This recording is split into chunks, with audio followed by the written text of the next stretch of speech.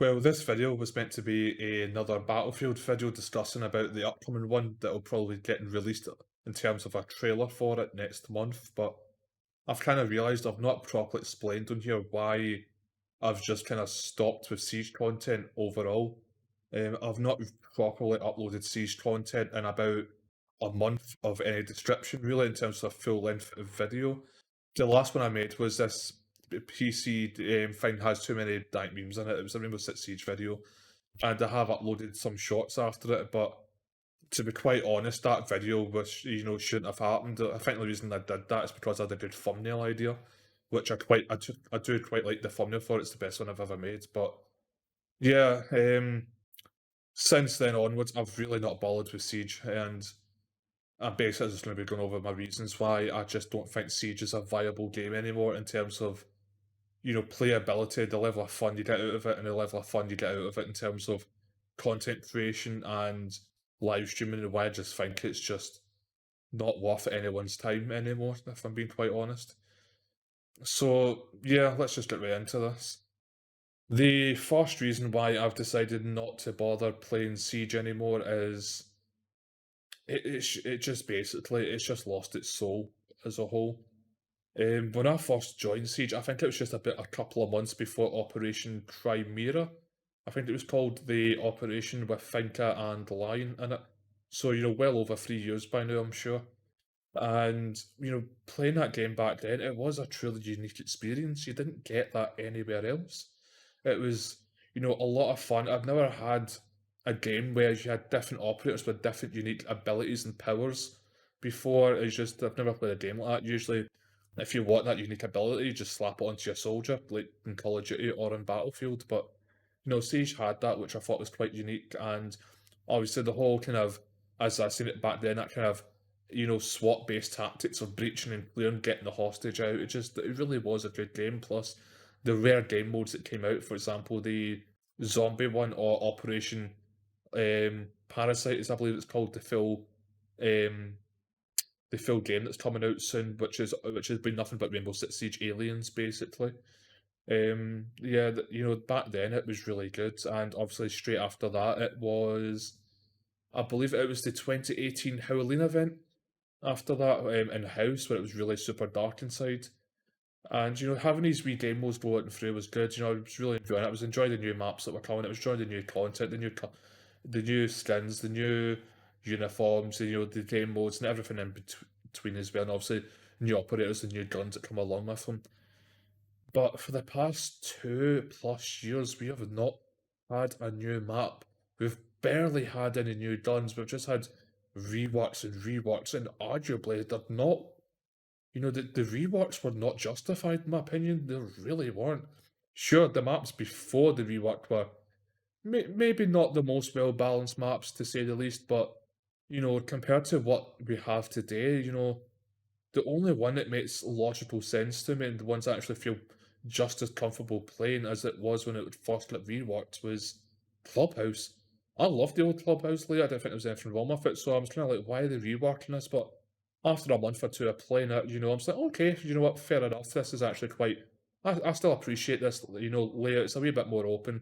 I'm not going to argue with it, but every other rework, I'm just sitting there thinking to myself, this is more boring and mundane. It's just maps that have been designed just so you can hold tighter and better angles. It's got no level of, creativity behind it. There's nothing like, oh, I can get really crazy with this idea and potentially, get behind them and flank them all as they're attacking and trying to rush sight. It doesn't really work like that anymore.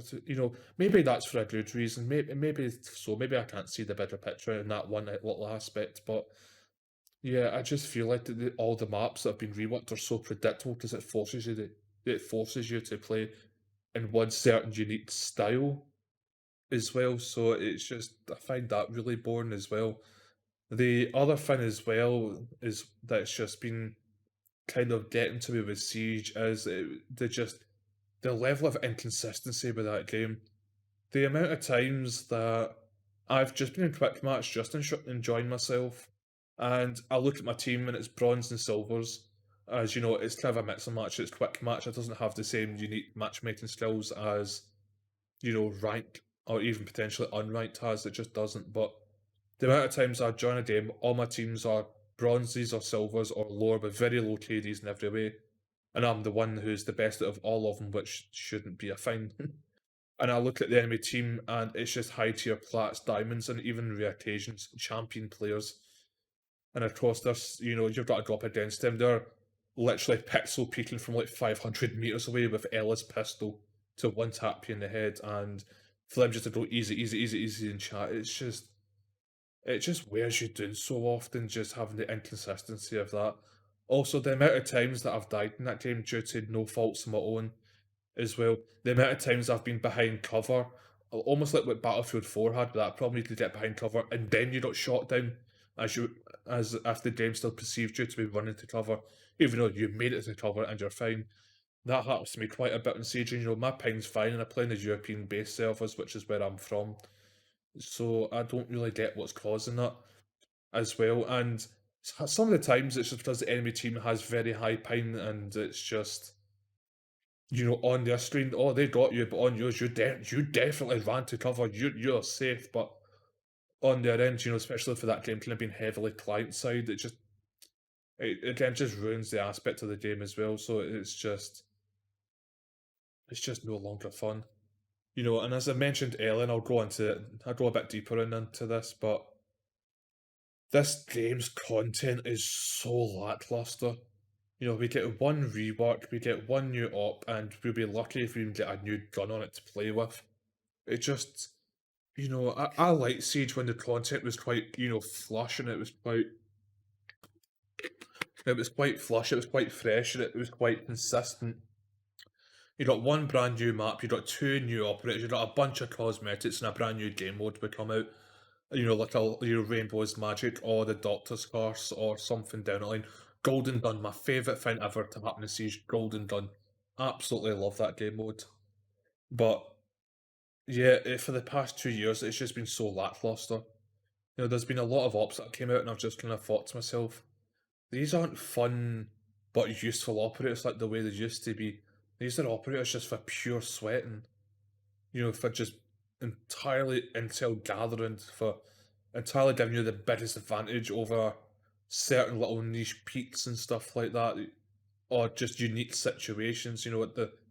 There's no more fun within operators themselves anymore, and as well. And the other thing as well that I don't get is how Rainbow Six Siege is just completely almost did a complete 180 in terms of how the game is perceived to work, how it is actually working, and how they think it should actually work, which, again, I think I won't go too deep into all of that. I'm sure you understand what I mean, because that's going to take me 5+ minutes to explain. But one of the biggest things I don't understand is the level of punishments towards shield operators.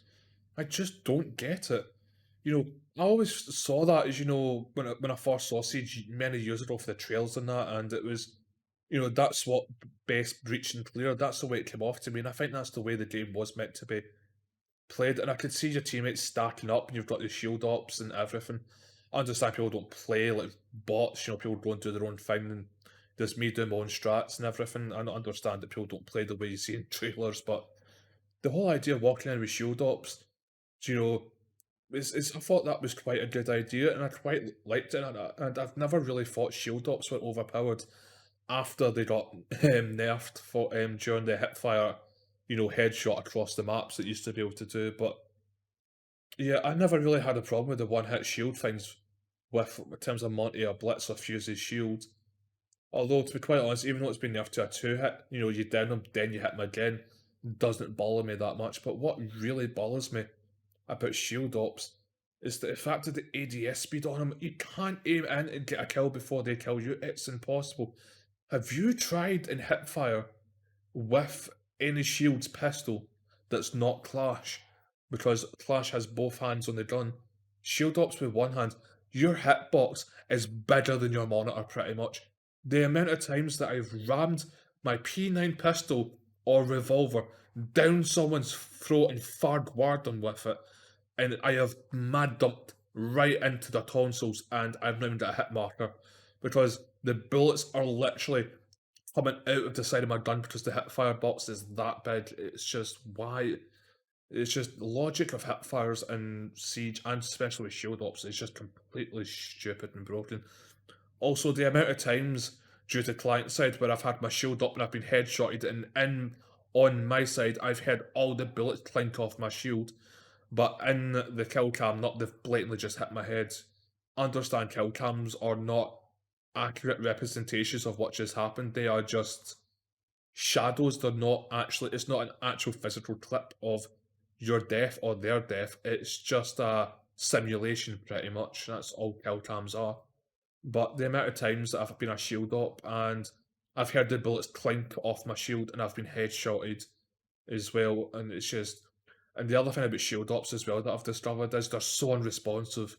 Not because they're slow, which again is another problem that I think with them, but when I mean slow to respond to anything. But the amount of times I've been shooting and shooting and shooting or trying to melee, and my guy's like, nope, not doing it. He just stands there in place and he's glitched out. It's again something else about this game I just don't like is the fact that if an operator just gets 1% higher pick rate or anything, it's going, we've got to nerf it. We've got to. It's just why? Why do we need to do it? It just makes no logical sense to me. You know, it's just frustrating as anything. Ubisoft and the Pro League side are the very high end ranked players in general. You know, the one percenters. I mean, a lot of people say, oh, all the professional YouTubers and everything, oh, this isn't the case, but I'm sorry, but it is. The second that anything gets a higher pick rate or becomes a slight problem, rather than going, right, how do we deal with it this season? How do we work around, this little meta that's going on? They just go, right, nerf it into the ground. Everything has to be on that straight line, or as that Thanos meme stated, perfectly balanced as all things should be. Ubisoft or the player base in general just don't seem to understand that some things, some operators, some maps every so often are just meant to be better. They just are. Some things are even meant to be universally better. It's just part of games. Look at CSGO to the counter-terrorist to the terrorist side. Some maps are heavily terrorist-sided. Some maps are heavily counter-terrorist sided. However, I wouldn't say it really ruins the experience whenever I used to play it years ago, and I didn't ever feel like I was constantly at a disadvantage when I was on one side of the T or CTs, pretty much. Always felt like it was like, okay, we're in a bit of a disadvantage, but as long as we play well, we should be fine. It's just I just feel like with Siege, everything has to be so on that perfect line. The second an operator gets a low pick rate, they're like, "Oh, let's just ignore that. That's fine if an operator's underwhelming or a gun's underwhelming or underperforming. They don't care about that. But the second anything goes above that neutral line, they've got to nerf it right into the ground. I mean, why in the God's name did they have to take Sophia's withstand away? I think I have been killed with that once out of my 2,000 hours plus playing this game. I think I've downed Sophia, been struggling because I've been shot from somewhere else, dealt with that, and I went to peak Sophia. She had resurrected herself and she killed me. I think that's literally happened once. Just once out of my 2,000 hours playing. And God knows how many hours I have played against a Sophia player, and It's got to be, a good 100 plus easily, because I always go back against Sophia players for some reason. Because Sophia is always, in my opinion, been a fair and balanced and unique and, quite a good, powerful operator, so a lot of people pick her. Again, that final withstand, never ever in my life did I think that's an issue that needs to be dealt with, but not they removed it, and I'm just sitting there thinking to myself, you're removing more uniqueness from the game to make it more bland and vanilla to support the snowflakes of the game. I mean, another great example of that was I forgot what I was going to talk about because I've lost track because I'm ranting as per usual. But yeah, that was it. Monty, the mountain, the unmovable mountain, is now movable and so easy to get around and basically bully. And again, Echo, the stealthiest, invisiblest operator, pretty much with his gadget, is now not the case, and it's just. I mean, don't get me wrong, I fucking hate going against Echo. He's a annoying little fucking shit. It's just poppers that play him. Hide behind your shield on sight. It's just the skillless operator on the planet, but still, when your operator has a definition, a code, a uniqueness behind them, don't take it away from 'em just because less than 1% of the whole Siege community is just crying about it. Catch a grip with yourself, honestly. But yeah, I've just realised this video's been going on for 15 minutes, or this voice recording in general. I think I'm going to wrap it up pretty much and just say, there's only so many times that you can play Siege, wake up, play Siege, record Siege, edit Siege, render Siege, upload Siege, make a thumbnail for Siege, upload the thumbnail to Siege, make 5 TikToks daily of Siege, live stream Monday, Wednesday, Friday of Siege. It just becomes too much. If the game wasn't so lackluster as it is the now, I think I could still muster up the willpower to still play it, but I can't.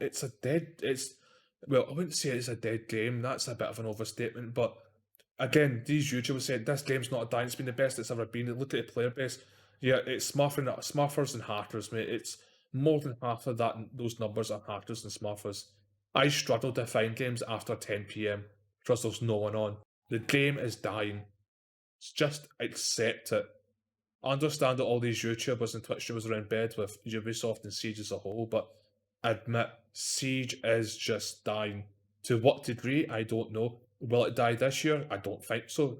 Would it die Would it die next year? I don't think so either. But I think the game is. I don't think. I think the game is beyond recovery.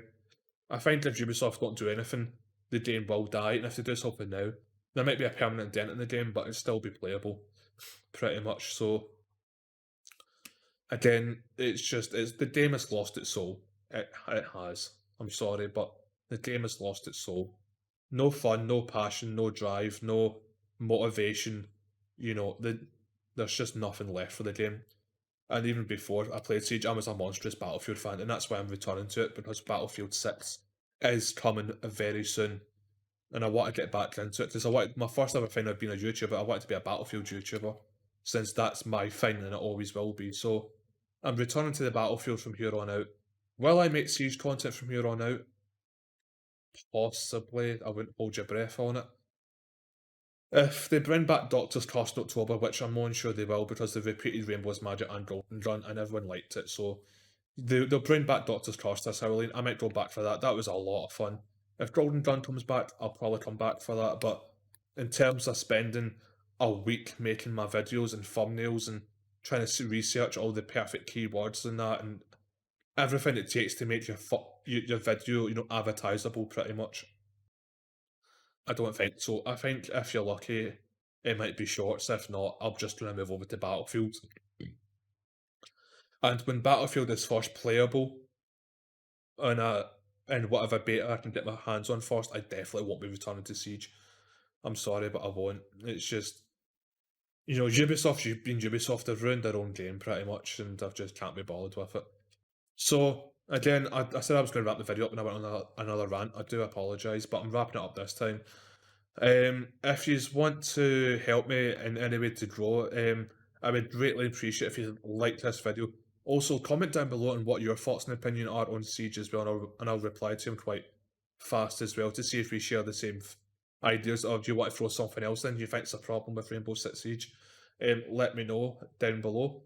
And also, if you hit the bell notification, as I'm going to be uploading very frequently within the weeks to come because of Battlefield 6, and with the trailer drops, I'll be uploading daily as well. So again, if you hit the bell notification, I even share it about in Discord and other places, Facebook and Twitter, share it with your friends and everything as well to see what they think of my Rainbow Six Siege experience.